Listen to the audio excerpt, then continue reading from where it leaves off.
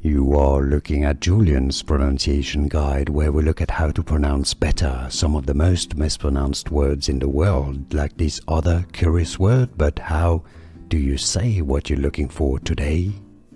Let's learn how to pronounce these girls. Give a name of American origin, meaning God is strength. It also can mean person of earth or start of the season. More often than not in the US, in English, it's pronounced as Kiah, Kiah.